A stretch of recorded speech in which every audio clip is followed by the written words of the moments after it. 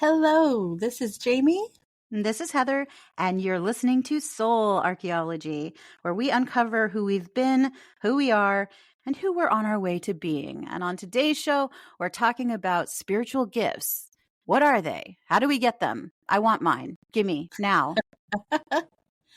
Oh, spiritual gifts. You fun little turkeys. I think the most important thing to mention when we're talking about spiritual gifts right off the bat, especially for people who may be new to the awakening process or are feeling a bit clueless, like, what are my spiritual gifts? Blah. I think the most important thing to realize, and this was a pretty big revelation for me when it happened, is that it's not about writing out a list of all the things you're capable of doing. Oh, I can talk to dead people now.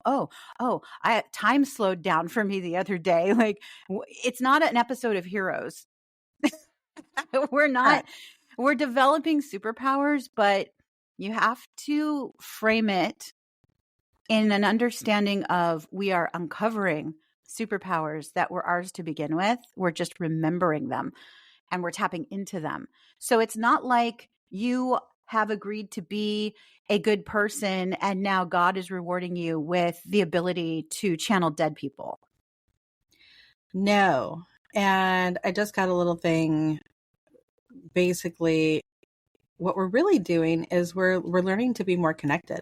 We're learning to be more connected to ourselves, to other people, to our surroundings, to the earth, to the heavens, whatever you want to, cosmically, on the earthly plane. We're just learning to be more connected. We're tapping in. We're Exactly. tapping in. We're listening. We are receiving. Yeah. So really, it's just about connection overall. I mean, it's hard because when you start putting it in a spiritual framework, or what people think of when they think of spiritual framework, it sounds very mystical and very magical, and it can be, but it's not mystical and magical in the way you think. It's not Well, and I Harry think that, Potter. but here's the thing though. It can be very Harry Potty. It-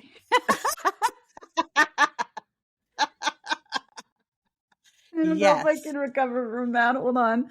Oh I my don't know, god. but it's staying in. I'm not editing it out because That's it's too fine. That's wonderful. fine. Harry I love it. Harry Potty. Oh god. It sounds like a bad porn film. Oh my god. Okay. It can be very Harry Potter. It can. However, the thing you need to understand about the mystical side, about all the tools and, oh my gosh, should I play with tarot cards? Oh my gosh, what'll my family think? Grandma's gonna plot. Um, the thing that makes things mystical is how we pull these energies in from the different dimensions and manifest them into our physical world. That's mysticism.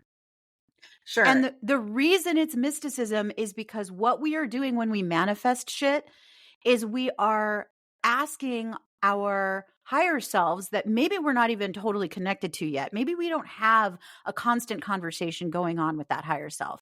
Maybe it's a tentative connection at best, and you're not even sure if it's real. Like, am I really connecting with a higher part of me, or am I really talking to God, or are there really angels or spirits? It's okay to have all those questions and start playing with the tools that seem so magical and mystical. Because what you're doing is you are shaking hands with that information that you may not quite understand or know where it's coming from. You are shaking hands with that and saying, I want to play with you. Come play Yeah. with me. And then you are manifesting it in like a code that appears as a physical item. It appears as a deck of cards. It appears as a crystal ball. It appears as a wall full of crystals that you never thought you'd own, but now you can't stop buying. That's how mysticism appears in your life. And mysticism feels fun and inviting for a reason. It's enticing for a reason. It serves a purpose. And that purpose is to get you exploring. It's to get you curious. It's to get you excited. Because when you are stepping into your excitement, you're stepping into flow. And again, circles, if we're going to complete that circles back to the connection. Mm-hmm. it's getting you more connected to all of the things around you. And I know, and it's hard, if you're coming from a really strict religious background, that can be a very difficult thing to wrap your head around, because there's a lot of, I'm not going to say there's a lot of text, because I think that's incorrect. I think there's a lot of people who interpret text to be, it's witchcraft, it's devil work, it's Satan's playground, however you want to put that.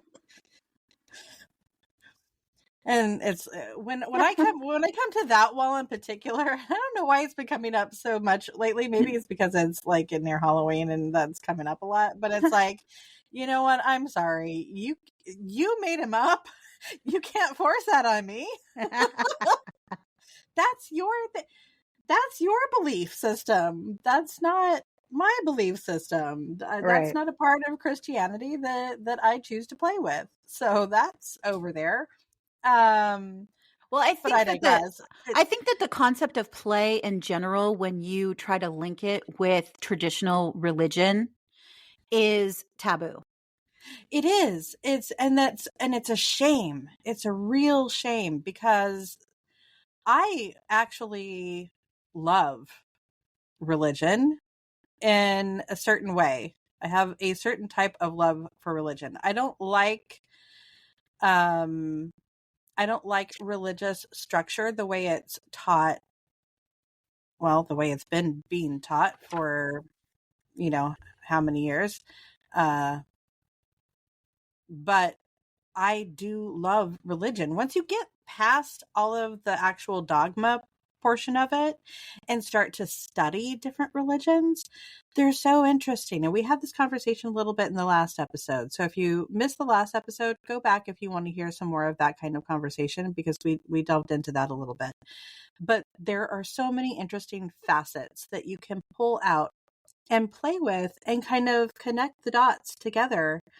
And it makes a very interesting picture that is kind of cool to, like, oh, so if I pull from here and I pull from here and if I pull from here and put all of those things together, what does it feel like to play in the world that creates?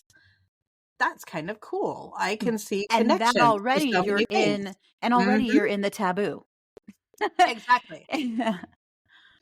Exactly, which is fine for me now. I don't have any qualms with it whatsoever now that I am I am very comfortably sitting in the middle of the taboo. It doesn't matter to, it's not taboo to me. Right. It might be taboo to somebody else. It's not taboo to me. Um but for me, it came on early for me. I've I've been connected since I was very young. And it's hard when you're really young and it hits you.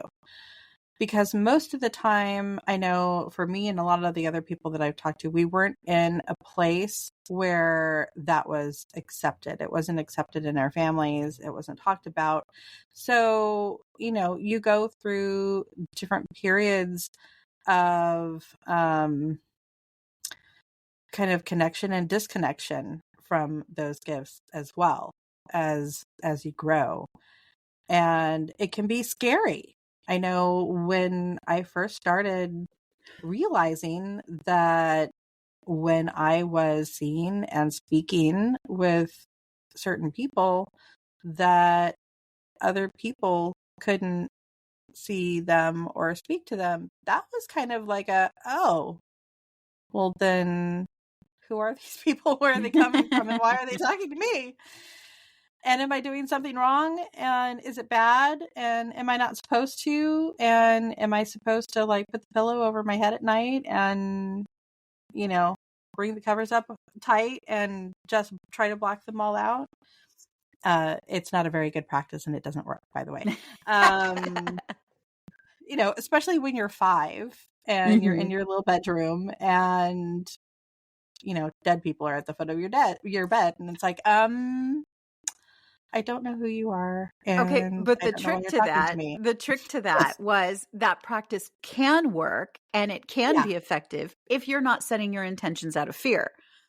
But a 5-year-old doesn't realize that. A 5-year-old is No. afraid, and so they're trying to get away. If you set your attentions as when you see the blankets like this and the pillow like this, it is a boundary for you to go away. Then you set your Sure. boundary. That is a pure intention. That will work. Sure. Sure. Or the waving of the hand, or there's all Mm-hmm. sorts of fun stuff that you can do to show, sorry, shop is closed at Right. the moment, What was that and we're not psychic's doing name this who right I now. used to watch? Lisa. Oh, shoot. She's from. Oh, Russo? You mean Russo? No, not Kim Russo. Lisa. She was from Britain. Great. Now you made me, Ha ha. now you You're made me forget. welcome. Anyway, she always cracked me up because, Williams. yes, Lisa Williams. She always used to crack me up because she's like, all right, well, I've put my bonnet on now, so they can't talk to me. I always put my bonnet on when I'm driving. Her bonnet? Oh, England, you kill me. But she always used to wear these hats. And when she was wearing her hat, that was her sign to spirit that she was not open for business.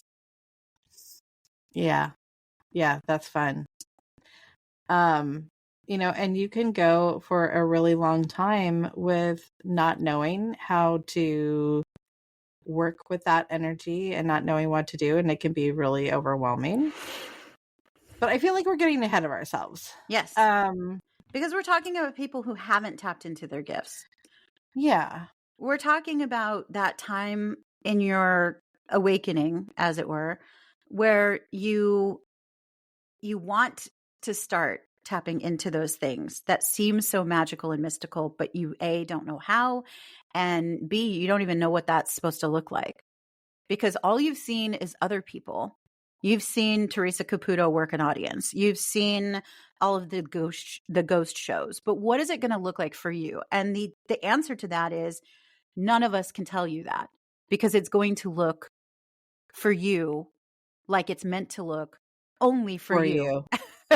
It's going to come True. through very individually. It's going to come through very specifically in a way that will resonate with you. And in fact, and this is a theme lately, it's going to come through in a way that you are not going to realize it's coming through. You are going to be so busy looking for it that you are going to overreach and miss what's coming through right in front of you. Yeah. And that happens a lot. I find that happens a lot in readings where I'm talking about, family members that are trying to reach out and the signs that they're giving. And it could be anything from, the cliche, seeing certain numbers on the clock or on receipts, or coming through in memos or something. You'll see a certain set of numbers over and over again. You might hear a particular song on the radio that was a memorable song, a connection between you and someone else, and that's playing. It might be seeing butterflies, seeing red balloons, seeing a dime or a nickel or a penny or something somewhere out of nowhere. It's anything that stirs an idea in you that says, I wonder if that's a sign. Yes, that is a sign. Anything that makes you stop for a moment and think, I wonder if that is some sort of signal or sign or some sort of message. Am I having some sort of connection? If you are asking that question, the answer is yes. That is something that's been coming through a lot lately too, and I didn't tie it into this until you started talking about that, and I've been receiving it for several days. And that is that this entire world is a sign. So when people start down the road of, oh my gosh, spiritual people, everything's a sign with them. Like, oh, the sun rose, it's a sign. Well, yes, bitch, it is a sign. And I'll tell you why. Because this entire verse that we live in, this entire reality that we've created, or if you're still in the camp of it was created for us, fine, let it be. But this entire experience that we're having in these human forms is all code. All of it. This is where light codes come from. Light carries information. And in our physical reality, that information is transformed into physical reality. So everything you're seeing is a code manifest. Sure. So when everything is a sign, yes, everything can be a sign. And if it resonates with you in particular as a sign, then yes, it is telling you something. It is speaking to you. It is a message from spirit.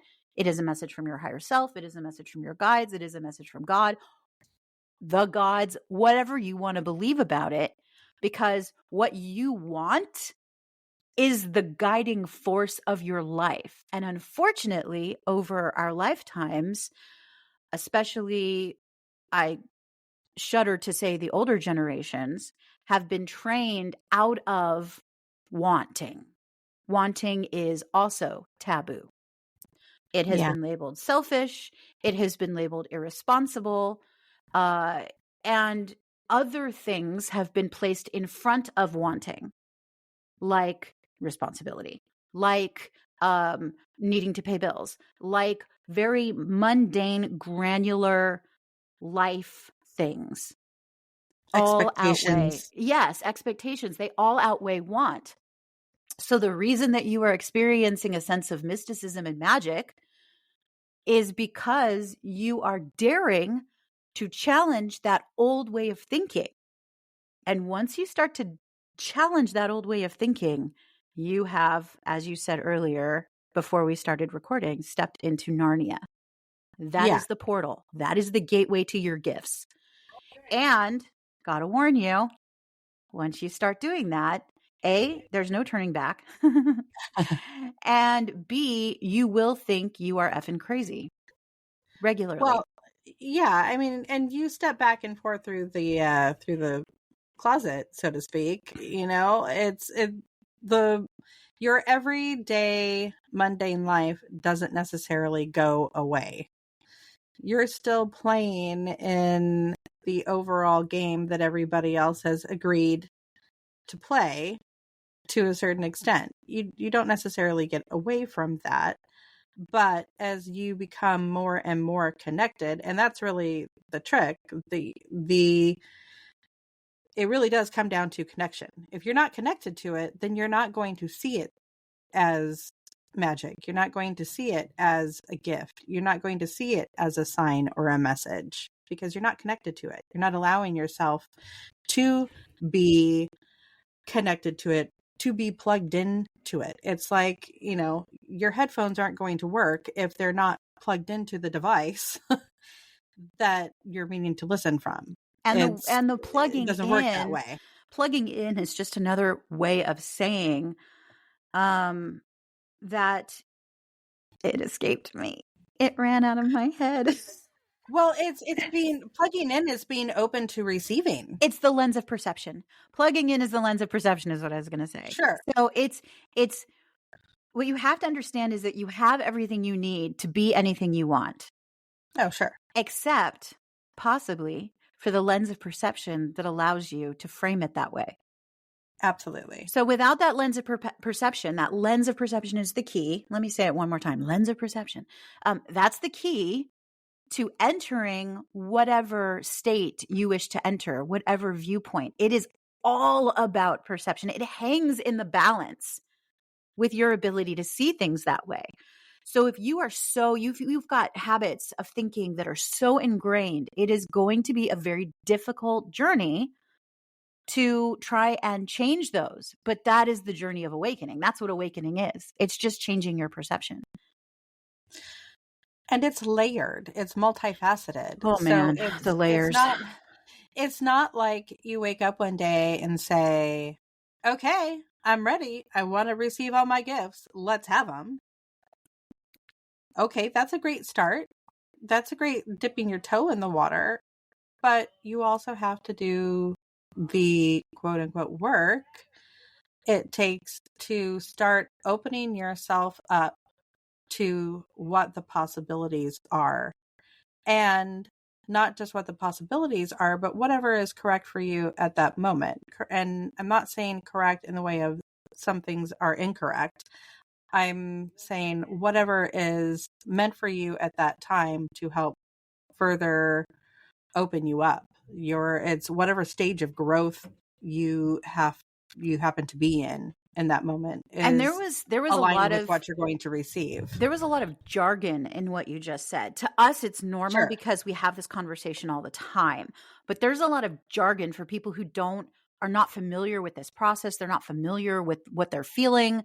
And so, for instance, doing the work, that was a really triggering statement for me when I first started to awaken, because I was like, what the fuck are you talking about? The work? What the fuck is the work?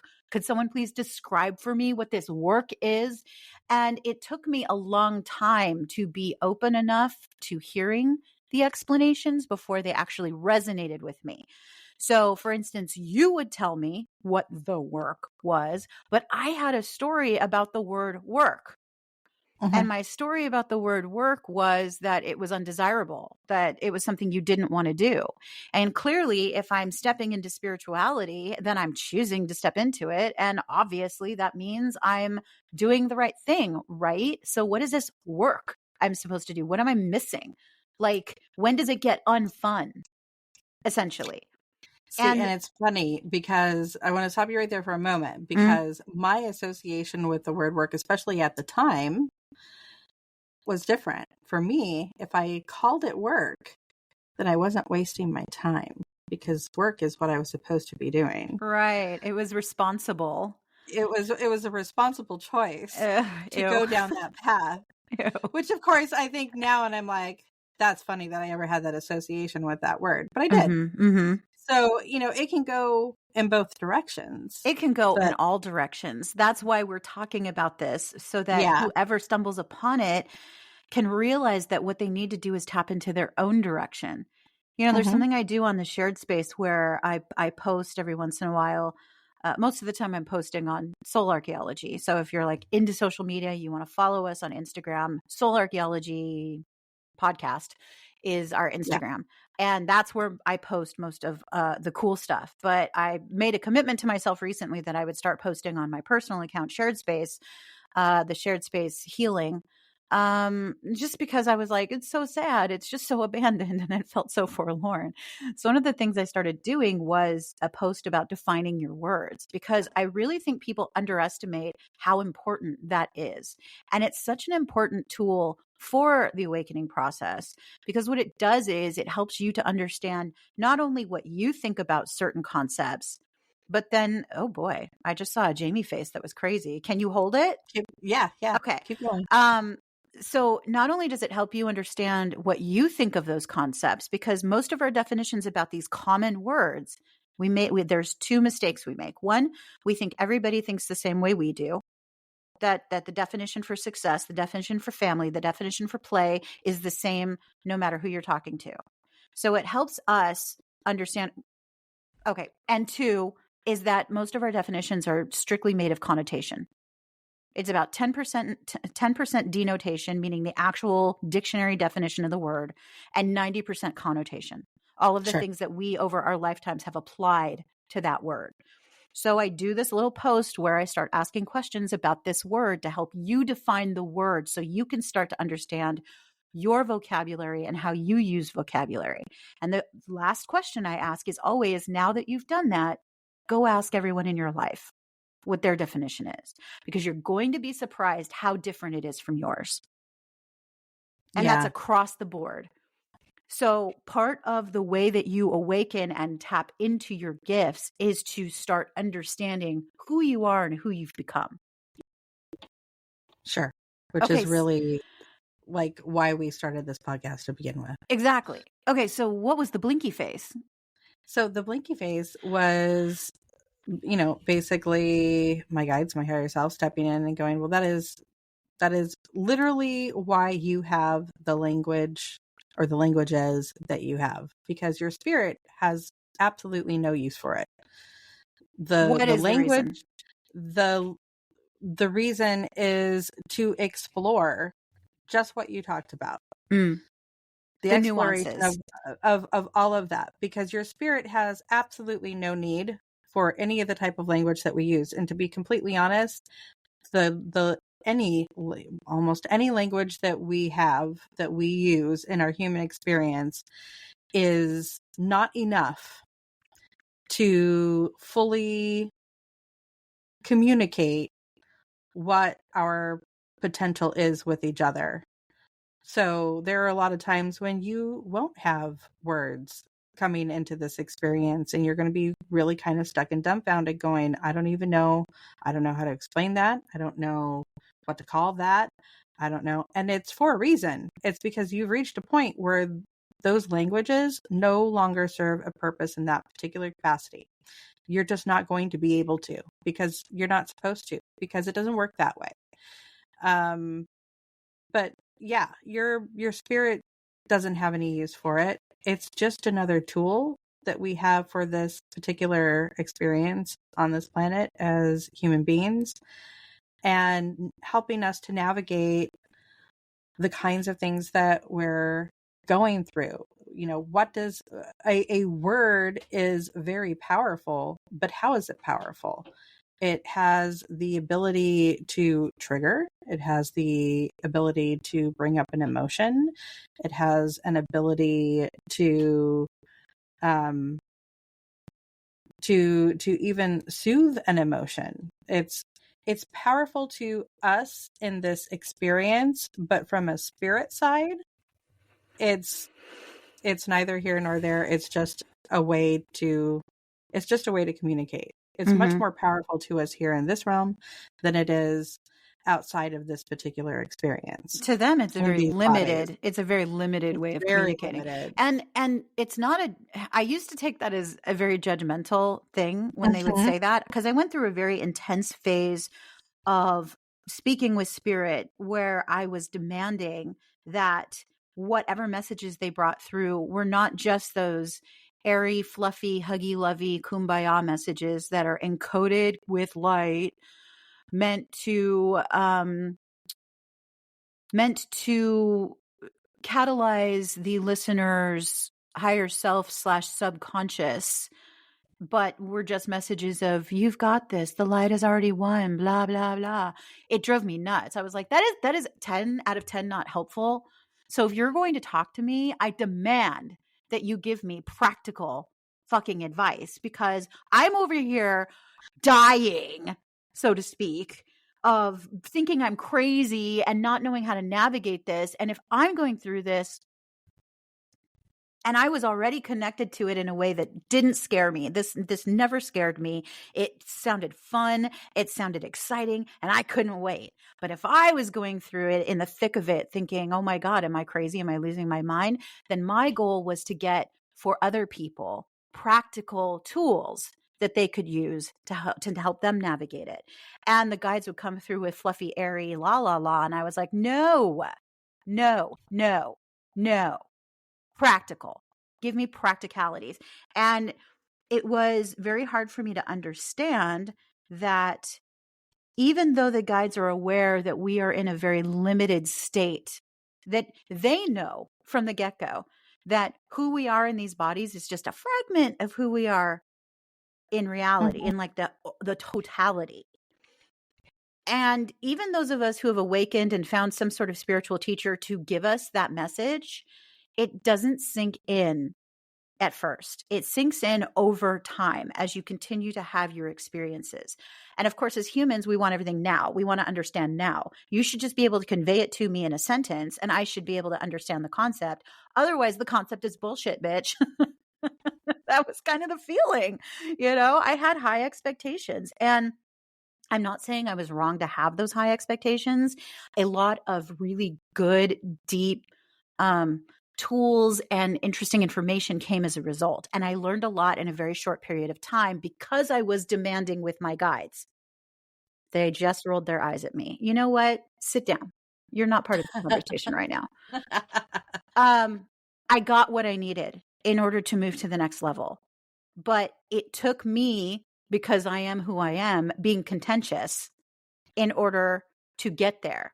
And they knew what they were signing up for when I came in. And so but there was a sense of, how do I describe it? There was a sense of feeling kind of bad, like, oh, am I going to get struck down by lightning because I am being a total brat right now, but bite me. This is how it's going to work. Never did get struck down by lightning. Obviously, I'm here talking to you today. And I can tell you that what they want us to know more than anything, especially for those of you who are just getting on your paths and you are still battling with that religiosity versus spirituality, what they want you to know is that you bend the knee to no one, to no one. You are an ascended master. And that's a hard thing to wrap your brain around because we have been belittled our entire lives, some of us more than others, but in different ways. Some of us have just taken to belittling ourselves. I know I did. We do it for other people so that they don't have to do it for us. It's like a preemptive strike. And when you have spent your whole life doing that, when you start to awaken, the concept that you are sovereign and the ruler of your own kingdom is more than foreign. It is impossible. Yeah. Let's see. How do I word this? I had a very different takeaway from a lot of the religious text than I think most people did, which obviously got me in trouble a lot when I was younger because I was a questioner. I had a lot of questions and I was always really frustrated when people couldn't answer me. But I had a much different takeaway with passages like, or ideas like, we are made in the image of God. When somebody said to me, we are all made in the image of God, I took that as we're all God. I mean, that's pretty much where I went with it. And that's pretty much what's intended. Mm-hmm. It's like, well, let's see. I certainly don't look like that white guy with a beard up on the wall, who certainly doesn't look like he came from the Middle East. And if he made all of us, although there's a really good, never mind, I digress. I won't get into that now. There is a really cool story around that too. But if I looked around and I saw all of these other people, I'm like, well, I know that it doesn't mean that, because obviously not everybody looks like that. So it's not literal. And that's not even like who came up with that picture. Really, was somebody chiseling, the face of God or Jesus on a little tablet in the, really, that didn't happen. So somebody came up with that image, and then everybody else read that thing and then pointed to that and went, well, if you don't look like that, then you're not what? Like, that never made sense to me. So I'm like, you people are not listening to the words. Really, you're not. Because that's not what that means. So to me, it's always been we're looking past the flesh. We're looking into the spirit. We're looking into that that soul heart space, and it's more of a feeling than an actual physical being that you are connected to. You are a spirit fragment of one big beautiful ball of energy. And yeah, we're all equal in those respects. So I never had that kind of weird thought that, I was supposed to be something specific in that way. In that way, but you had it in other ways. Your Of course. religiosity came from your father's work ethic. Yeah. That's where your religiosity was. Yeah. So everyone has a religiosity about them. And that was the first thing they started working with me on, because I too grew up thinking that adults were absolutely out of their minds when it came to religion. I thought that they were silly.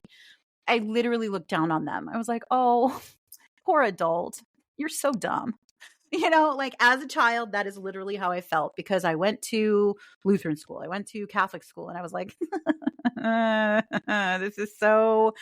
this is so the big paper with the dotted line in the middle. This is so learning your ABCs. Like, what are we doing? I literally had that feeling. But I realized as I started working with the guides in a more direct manner, that I still had my religious Sure. beliefs. They just weren't around. And some of them actually were Or, around Jesus and God and being smited. I mean, I did say earlier in this conversation that I was a little afraid that I was so petulant I'd be struck by lightning.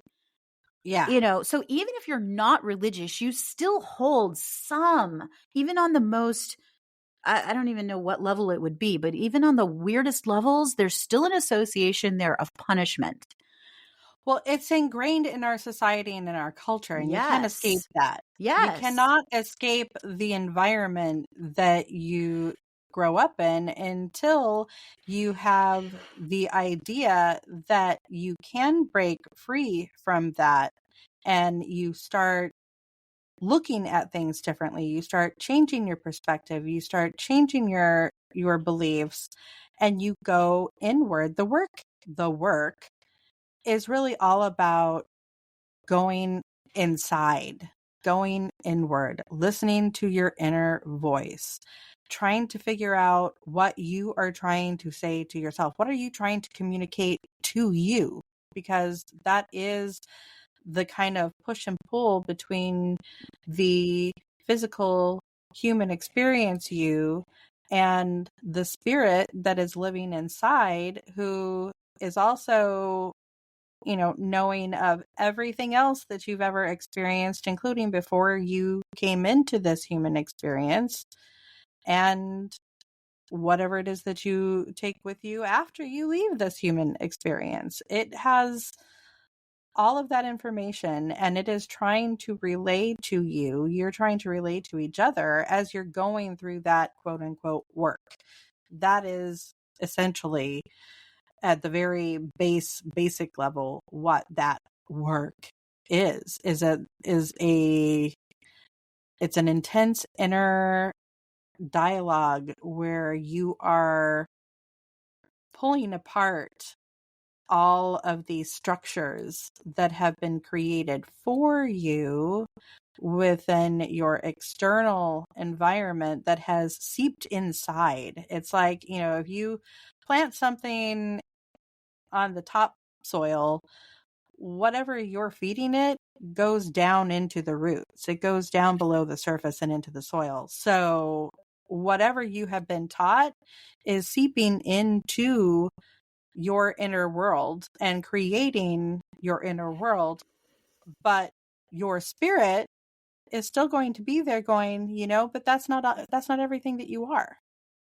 Do you really think that you are just what your parents have told you, just what your teachers have told you, just what, society in general and your culture has taught you? Do you think that you're just that? Because you're a whole lot more than that. And when you're Right. ready to hear that, that's when those quote unquote spiritual gifts start to come online. It's as you delve into that particular side of yourself that you uncover all of the things that you are actually capable of. And that's really where the magic is when you can combine all of that spiritual nature inside, and then let that flow outwards back into the world, into this physical space that we're inhabiting. You are now putting forward not just an intention, but you're shifting the world around you. You start creating the world around you, because now you are contributing where once you were just taking it all in. Now you are actually contributing back into that physical space and helping to create what it actually is. So if you're in a spot where you don't like what's happening around you, the more you dive inward to start that process, the easier it is going to be, and the more shifts you will see, which isn't always easy at first, It's because not easy at all. as you see your exterior world change, Crumble. it's like having the rug pulled out from under you. Yes. There's no safety net. But news, there was no safety net before either. Mm-mm. There was a perceived safety net that is not safe. it's triggering, and that's why you needed to go inwards. Right. It's very circular, Yeah. this process. It's a spiral. There's layers. It's not a one and done. It's not a, I just woke up today and I decided that I'm going to be very, om and centered and meditative, and I'm not going to let the outside world affect me. Um, it's a nice thing to put out there, but it's a constant process. And I don't know anyone who's being genuine and authentic who is saying the outside world doesn't affect me anymore.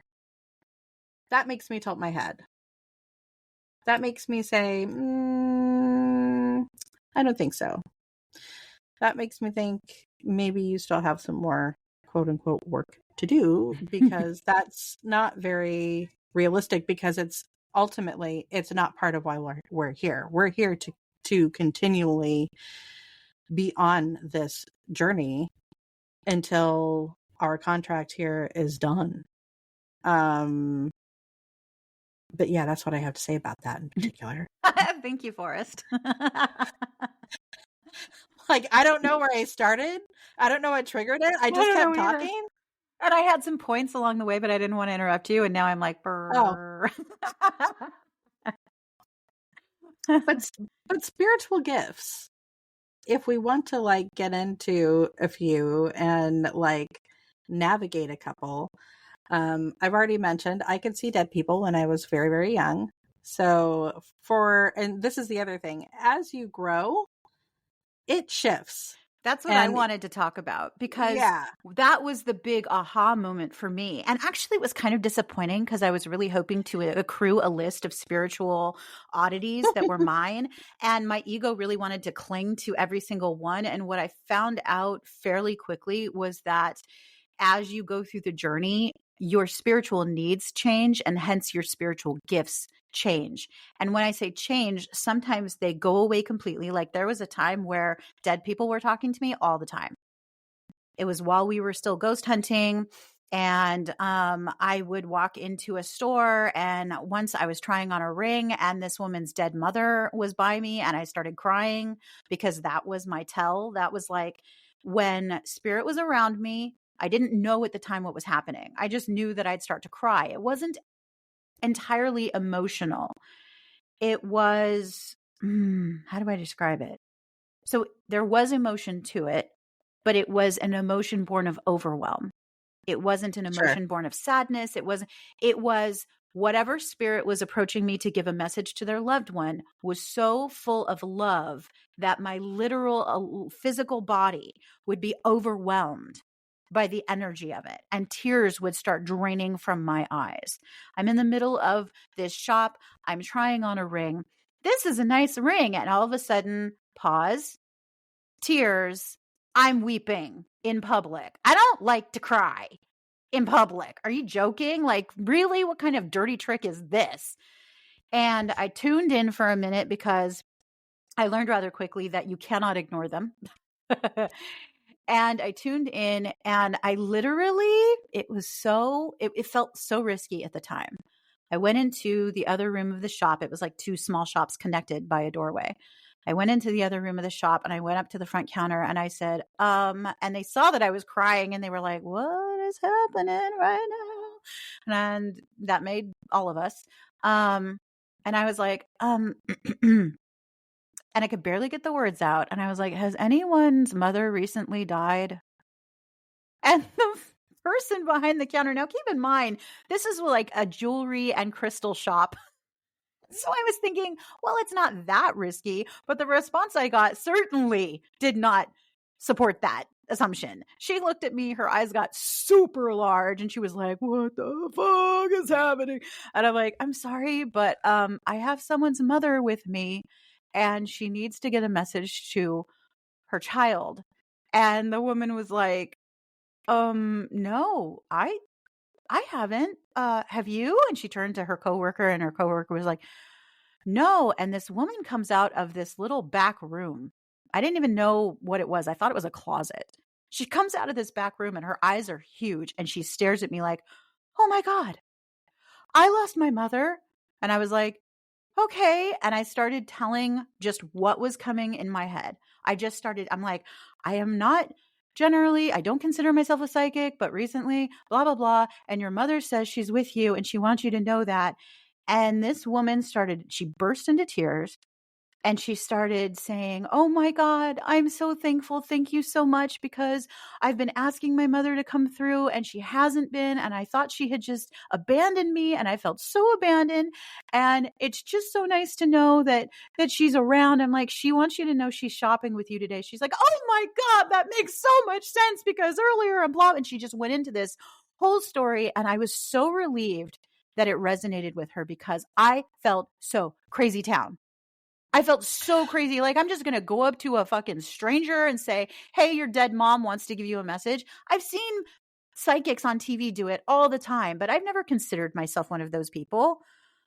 I've always kind of wanted to be one of those people, but I never thought that I had it in me to actually be one of those people. So already you're hearing the stories that I had of what the requirements are to be a psychic like that. I wasn't one. Whatever the requirements were, they didn't include me. And here it's happening just like it happens on TV. And it can not just overwhelming, but it can feel like a full-blown anxiety attack. Mm. It can affect your body, your physical body, in really crazy ways, especially if you're not generally a very grounded individual. If you don't have a sense of, I'm firmly planted here and I feel comfortable and safe and protected just in general in daily life. If you don't have that general sense around you very often, then it is likely to hit you a little harder. You might not actually allow the message to come in fully because the panic attack will actually take over and you will block Because it makes it feel whatever is meant to come dangerous. in. Yeah, your Yes, body tells you exactly. it's dangerous, so you block it. And You shut down. that's really unfortunate because if that's happening to you, it's likely to happen again and again and again. Yeah. Yeah. And especially if it seems random, anything that seems random, like, wow, that just popped out of the blue. This is for no reason. It's for a reason. And it's not just out of the blue and it's not random at all. This is that connection that's trying to form. And for me, because I was so young, the way I view it is I came in to this particular lifetime with a lot of the knowledge of what I had experienced previously. I held on to some of that really tightly. And so coming into this particular lifetime, I was able to connect very quickly. I was also, and this is another thing that for me, because I see it over and over again, children in general, it's like they were just in the place where most of us are trying to reach. They're very well connected to the spirit realm because they were just there. They're much more open than we are. You hear it all the time how children are having past life experiences. Children are seeing, hearing, and communicating. Oh, my daughter doesn't talk yet, but she stands up in her crib in the middle of the night and points at the wall. And then I've been feeling this, that, and the other thing. And it's like, well, yeah, she's communicating with other spirit because she was just there. She hasn't learned to block that out yet. She hasn't been completely saturated in this outside world. She isn't affected by society and culture and your beliefs yet. When children are really open, they're also very well protected and very grounded, I have found as well. They're very intuitive and they work on their own clock. This is why, it can be really difficult to have a baby because they are working on their own internal whatever they need. That is what they are sharing in that moment. So if you think about it that way and then translate that into a more spiritual version of that, of course, children are more connected. I stayed connected and I continued to stay connected. So for me, my gift was always with me, but it was much stronger as a child because I didn't have anybody telling me right away that it was wrong, that I wasn't supposed to. That came a little bit later when I started asking more questions because I started realizing that not everybody was seeing these people or hearing these people. So in the beginning, yes, I could very, very clearly see and hear people that had crossed over. And I was very much open to just about anything. So, like, one of my favorite experiences going to visit my grandparents, and they lived near a historic fort that it was on the grounds of the actual fort. The actual fort had been burned, but the remnants, the ruins of the fort had remained. And then they built a why did the word Replica? escape me? A A replica? replica. Thank you. Mm-hmm. Of the actual fort, and put mannequins inside the rooms, dressed as soldiers, and reset the whole thing. I just have to say the So, 70s and 80s propensity for mannequins in historic places was the best and creepiest, most awesome thing that ever happened to historical sites. And I and vote, still exists I in a lot of personally places. vote yes, but usually they are like so dusty that you can barely see what they were meant to be True. originally. Like there's a place in Monterey at Fisherman's Wharf. Fisherman's Wharf? No, Cannery Row. There's a museum down in a basement. It's so crusty. It's delightful. It's great. So I personally want to just interrupt your story for a moment to say, please bring those back. They're awesome. Anyway, Right? go ahead. True. So, I would go into this place and I would have full conversations with the soldiers who I could actually see. I saw the mannequins. It's not that I didn't see the mannequins. The mannequins were there, but in amongst the mannequins were to me real people. They were real men. They were walking around. They were doing things. They were having discussions. They were like handing off papers to each other. I They have a were question about this. sure. Okay. I don't think I've ever asked you this before, but looking back, can you discern whether or not they saw the mannequins? They who my you The mean dead people, the the soldiers who were going about no, daily life. no, So for them, the no, not mannequins at all. didn't seem to exist. No, and in fact, um, so it would be very much residual. Okay. It would be residual, but I could communicate. Okay, but so this is gonna mess with some people. So Okay, let me pause that for a moment. okay. I couldn't communicate, but I could hear and see. So It's like I was picked up and put inside their residual space. okay, so they weren't communicating with you? Occasionally, if I jumped in because I was in their space.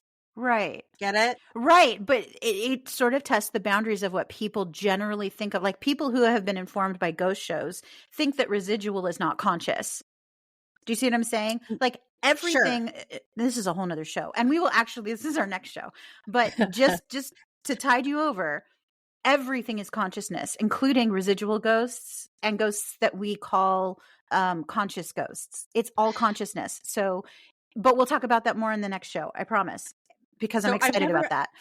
I've never actually had anybody ask me that before, so I've never had to think about it. So this is actually the first time that I'm really like stepping into that space and thinking about it. Woo! And it's like, well, no, it was residual, but if I chose to step inside that box and ask them questions, although here's the interesting thing, it's almost like I wasn't communicating with the individual as they stood in front of me doing their tasks. I was communicating with the spirit of that individual that was inside slash behind that individual that was So doing their cool. task. So cool. Because when you I've start to never get thought of that right, before. and when you start to break it down, you have no choice but to redefine your understanding of what is going on And it's temporally. so clear to me. It's like this was when this was happening. Oh gosh, I would say from the time I was probably 3 or 4 years old that I remember up until I was probably about 7 or 8. Because this was a place that we visited often, and it wasn't the only place where this happened. They lived in Southern Illinois, and the the fort area, there was a lot of areas like that. There were also Native American um, burial mounds and like whole villages that were being excavated by archaeologists, and you could go and see them literally doing the work. And I would same thing. I would walk into that space and I could see them, with the baskets gathering and doing their daily work. But I could project inside of that somehow and choose or not choose to have an interaction. Now, I did not understand at that time how in the hell that was working. I had no idea how I couldn't have explained that then.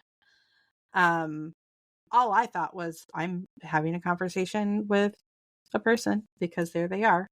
And why can't everybody else, like, why is everybody looking at me funny? I don't know why.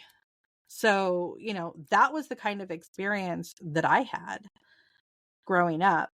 As I became older and people started putting ideas and beliefs on me that said, that is incorrect. That's not something you should do. That's not something that you should be a part of. I distanced myself from it, but it was always there. Like I could block it by thinking that's wrong. I shouldn't be doing that. But it was always there. I remember going to, and it really, really did affect me physically. Like they found my first ulcer when I was 8 years old. Wow. For about a year, I could barely keep anything down. And my family had a tradition of every weekend, because my parents worked a lot, every weekend was like family stuff was happening on the weekend. So we'd pick a place and we'd go. And I remember going to the I guess is it the Will Rogers Museum? It had opened in the early 80s out by like the Los Feliz area. Is that the Will Los Rogers, or Feliz? is that, Oh well, gosh. off of the 5? Off of the 5 I before you get to Los Feliz. Is it yeah, Will the Rogers or is it music Roy Rogers? Will. Will Will. Rogers, Okay. yeah. Okay. I still don't know if that's correct. Anyway, Western Yes. Film Museum of Museum, the and there were, Southwest.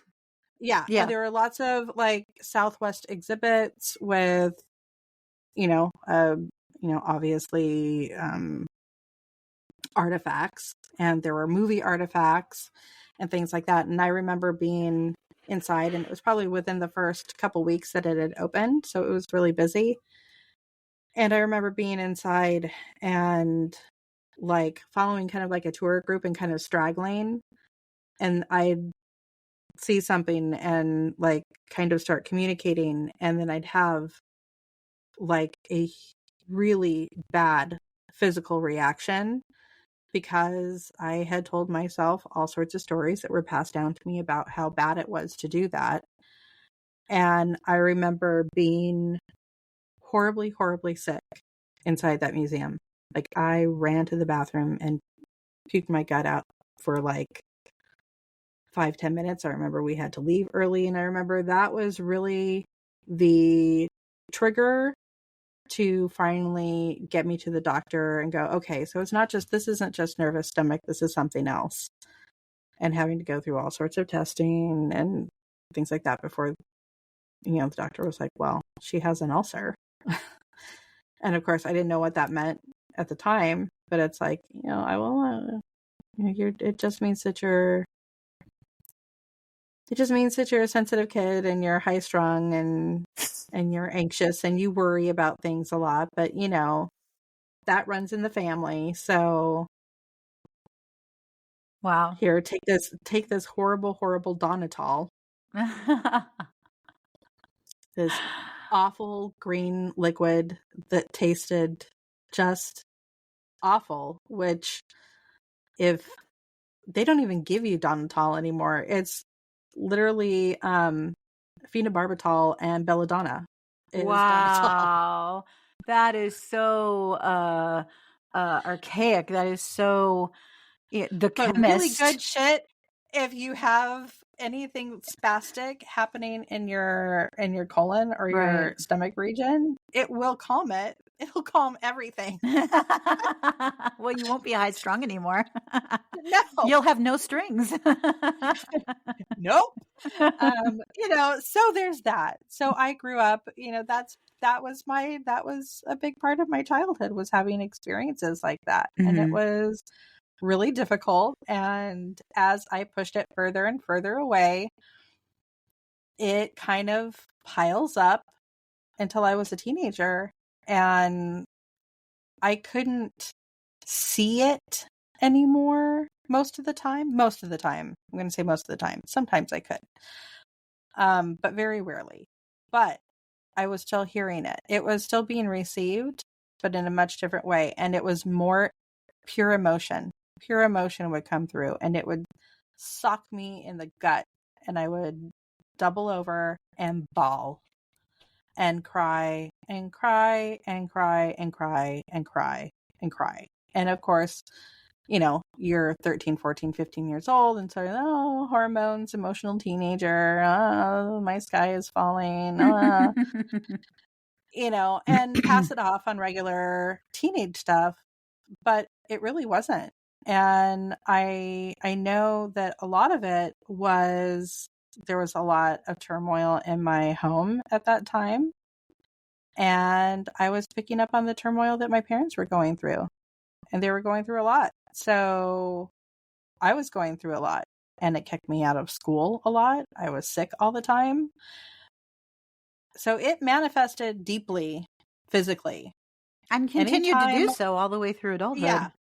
Oh, yeah. Anytime I've tried to push anything down, push anything back, hide anything under a carpet, it will find a way to manifest itself inside me somehow, some way. And most of the time, it has been through physical illness.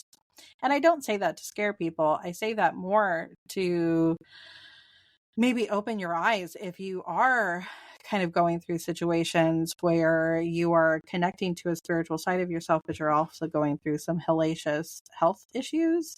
Know that they're connected.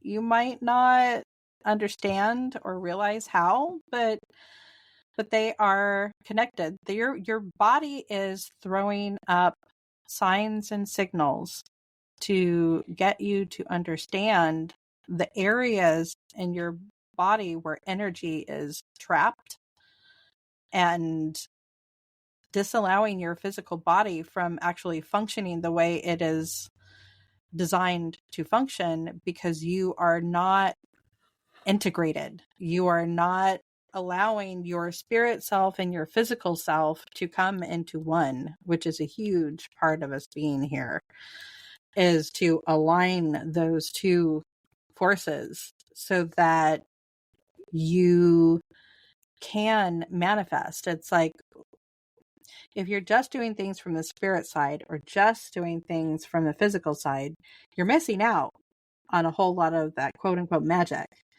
When those two sides come together, now you have the knowledge of the spiritual side, and you're connecting it with that physical self. It's our physical bodies that we really create with.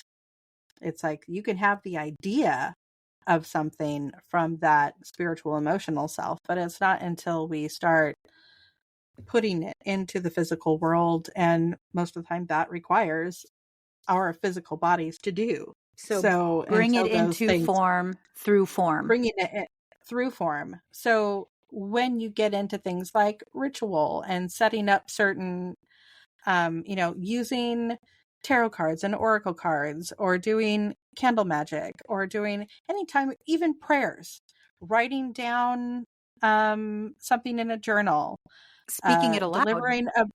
delivering a prayer, lighting a candle in a church.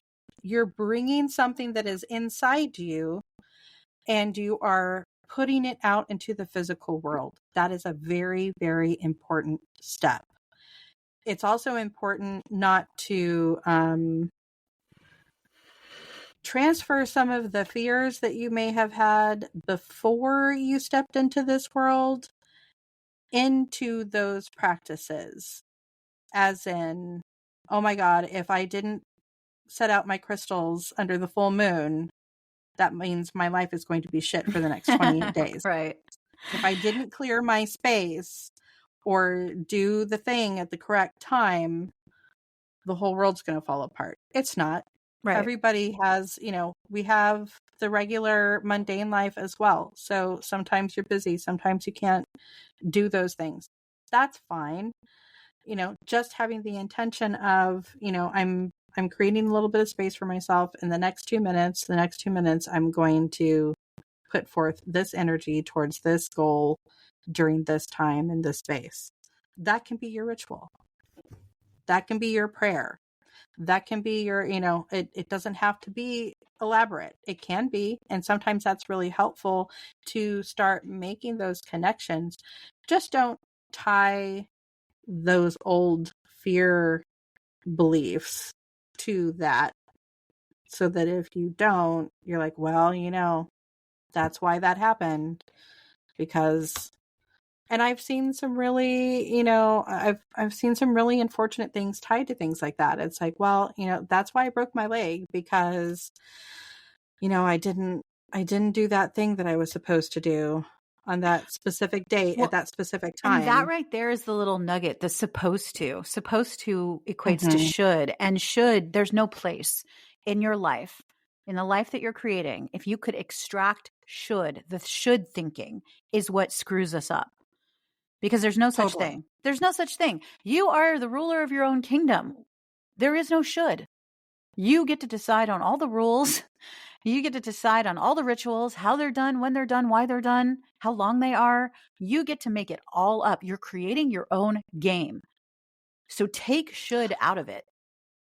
Well, and I cannot think of a major religious text that doesn't tell us in some way, shape, or form that we have free will. And we have free will for a reason. It's like, I'm not going to tell you what you can and cannot do, is what free will really means. It means that other people can say things. You have the choice. The choice is within you. You make the choices. Free will means you get to do whatever. And it doesn't mean you get to do whatever because I'm hanging out in the corner waiting to punish you if you don't follow my set of rules. That's not free will. Free will is you get to design and create your own experience as you go. You get to change your mind. You get to say no. You get to say, I don't believe in what my society dictates to me, or I'm not comfortable with what is in my culture. Or maybe you get to say, I am comfortable with what's within my culture and my society. Whatever your choice is, it's yours. It's yours to make. And every religious text that I can think of has some form of that, where you are taught that is something that you have. Unfortunately, it also usually comes with like an addendum that says, oh, by the way, you're still supposed to follow these rules. We're really just keeping an eye on you and seeing how well you can function. Even if we say there's no fence, really we're saying you have to stay inside the fence. Mm-hmm. That's not what that means. It's like, that's not at all what that is. So don't put yourself inside a box or a fence or whatever, because you have a perception that is what you should or are supposed to do. Now, as we're children, we don't have a whole lot of choice in that matter. And it's a difficult thing to wrap your head around as you become an adult that, okay, now I have to unlearn all of these things that I've been taught, because those are all shoulds, and you have to, and you must, and of course there are always going to be, I don't want to say consequences, because consequences sounds and feels like a punishment, but for every Results. action is an opposite reaction. There will be there's results. so there is that. And maybe let that, explore that, see how you feel about that. And if you don't think you're going to enjoy whatever result you're going to get, then maybe change your mind or change your course, or, but don't hang it on the nail of I should, or I must, or I will be in trouble if. Yeah. I'm trying to think of other situations where, well, I guess I could mirror that to my own situation right now with going through the VSG surgery. I have limitations because of the size of my stomach and having just gone through surgery. I have the ability to eat whatever I want. I am choosing not to, because I would like to make a commitment to my body to be kind to my body while I am recovering. I also did the surgery to make a commitment to myself for my own self-care. So I'm not following any particular diet or set of rules because I should or I have to. It's because I made a commitment to myself for self-care, and I want to follow through with that. It's important to me to do that, because I don't feel that I have done that in the past. And I feel like this is a really good opportunity to start healing a lot of past situations with myself, situations where I have flat out said, my body is against me. I don't understand why my body hates me so much. I don't understand why I'm going through this. My body is horrible. All of these, I said some really horrible things to myself about myself, and I believe them wholeheartedly. I believed absolutely 100% that my body had turned against me, that it hated me, that I must have done something awful to deserve this kind of punishment, because that's what it felt like at the time. And what I realized over time, and doing, yet again, I'm going to say it again, quote unquote, the work, I realized that I wasn't listening to the cues that my body was giving me to try to say, slow down, you're doing too much, you're taking on too much, this is not aligned with your heart and your soul. You are not taking time for yourself. You're not giving yourself enough love and attention.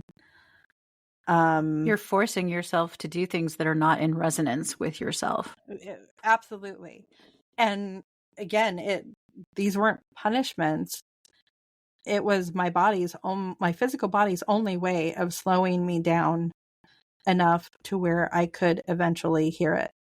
And I'm grateful, even though it was not easy to go through and it sucked and I hated it. This journey that I am on currently is my way of saying, I hear you, I'm sorry, and I do love you, and I do want to take time for you, and I do want to make that connection with my physical self. so that I can fulfill all the dreams that I have, all of those, things that come up as like lofty thoughts of things that I would like to accomplish in this lifetime, things that I would like to see and do. I cannot do those things without my physical body's help. My physical body has to help me get there and move through those things. I want to honor it. And so this is how I'm honoring it, by keeping this commitment, which feels right and feels good, and which I constantly now turn back to myself and go, okay, so these are the rules that are set out in front of me. They're a basic guideline. Now I have to check in with myself and say, does this still feel correct? Do I need to seek out help if it doesn't feel correct? Which is your way of staying conscious about a tendency Absolutely. towards creating dogma to begin with. Because that's where we go wrong. Absolutely. It's not that we create systems to help us maintain our lifestyle or get through the day. It's when those systems begin to take over and become a ruler of our decisions that things go awry. So if you want to tap into your spiritual gifts and you want to play more with mysticism and magic, the key is to remain conscious about the dogma you're creating, because dogma is the quickest way to collapse any hope of exploring, being curious. It doesn't promote curiosity. It doesn't promote exploration. It doesn't promote play in any way. Once things go to dogma, you have checked out. You have become unconscious. And consciousness is the way towards your gifts. Absolutely. And what I will say in tandem with that is that you cannot do it wrong unless you are specifically going against your own internal voice. That's the only way you get this quote unquote wrong. And you're not going to be punished if you do. You're just going to go through a period of lessons to help show you that you need to shift your perspective into understanding that whatever is coming up for you. Like, I used to get people all the time that would come into the shop and that were like, okay, so I need the list. Like, how do I actually, perform this thing, or how do I astral travel? Here's a basic one that I would hear all the time. I know that doesn't sound basic at all. How do I astral travel? Well, it helps to be clear of mind. It helps to not having 8 million things going through your head. So for me, I would go to the beach. I would go to the beach at night and I would dig my toes into the sand and I would look up at the moon, and I had my focus object and I would hear the waves and I would just let my mind clear. And then I would hold the intention of that's what I wanted to do. I wanted to connect. And I wanted to connect with maybe a specific individual or a specific place. And that's how I would astral project. People get really nervous when you start talking about things like that because they think that they are going to physically leave their body. And it does feel like that. You may have a sensation where you will feel very light-headed, or where you will feel like something is rising up inside you and like you are going to float away. And so that is valid that people have that thought and feeling sometimes. Staying grounded or having an item that you keep in mind that you are tethered to in your physical space. A lot of people will talk about like a silver cord or some sort of a thread or something like that is tied back to your physical realm, your physical experience. And you understand And that's to just keep a an eye on tool. that. That's just a It's just a tool tool. to help your scaredy cat side not be so afraid. Yeah. Like, it's literally just a Yeah. mechanism for your conscious ego mind to be like, okay, there's the safety We're safe mechanism. here. Yeah. Yeah. You're never going to float away. You're never going to No. not come back to your body. That's not how this works.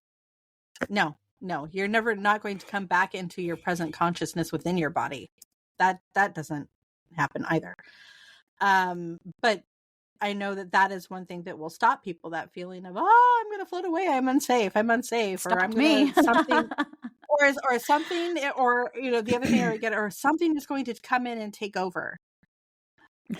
If you're worried about something coming in and taking over, if it's a legitimate concern for you, then set a safety boundary for yourself. You don't need it, honestly. It's all about intention. If you intend that you are in a safe space and that you are going to a safe space, then you will go to a safe space.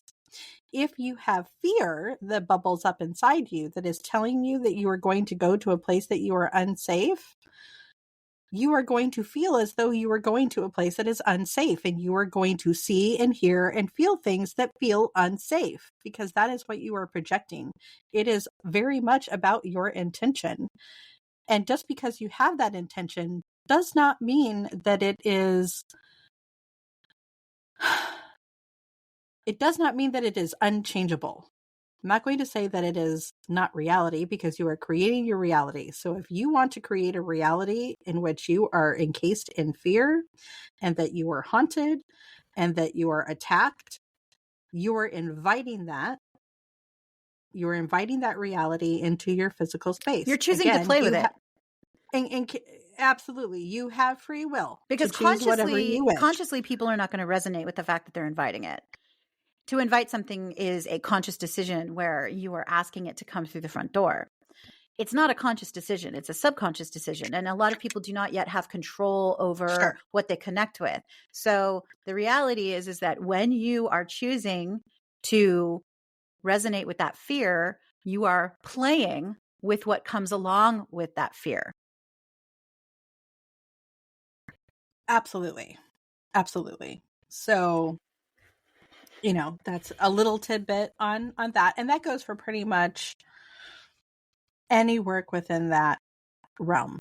If you are, astral travel, any type of, very deep meditative work, which is really all that astral travel is. It's a deep meditative work where you are projecting yourself into another space. Which really, it really sounds like what you were doing at the fort was astral travel. Like if you are not experiencing, at that point, you are not experiencing what we would think of as ghosts, even though I still have a huge bone to pick with our interpretation of ghosts. That aside, we'll save that for another show.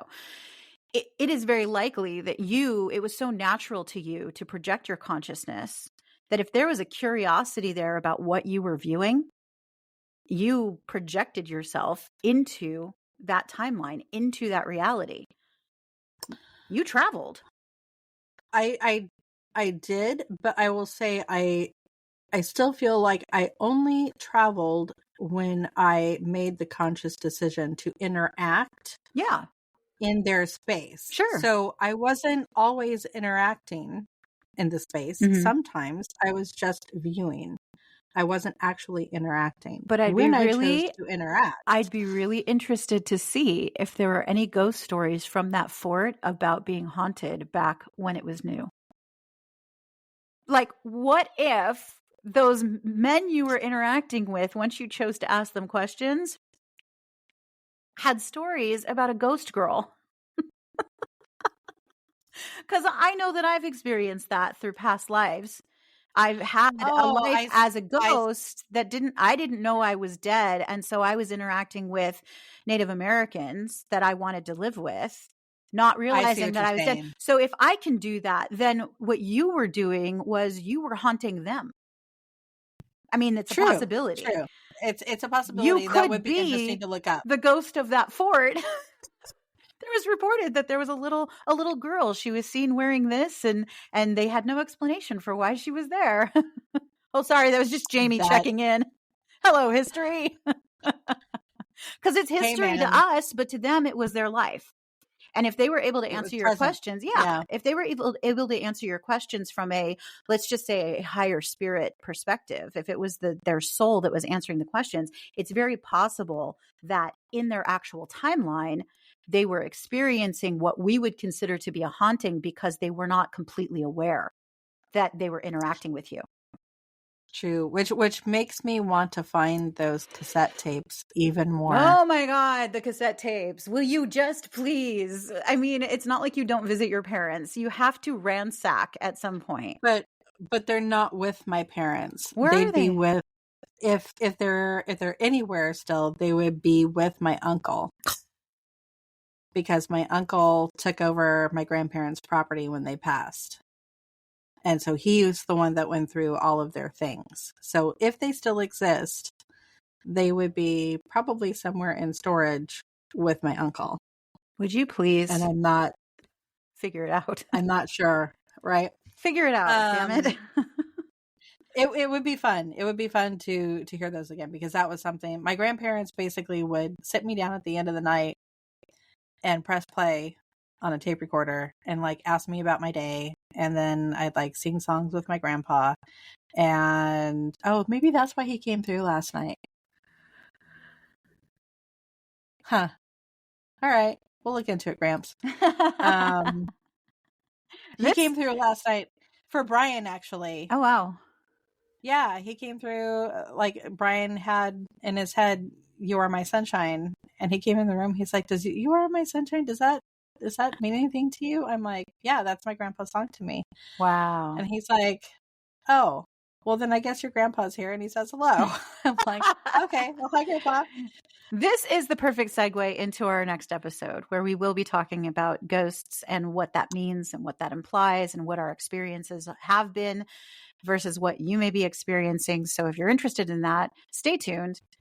And I think because we have been talking for like ever, we should probably wrap it up.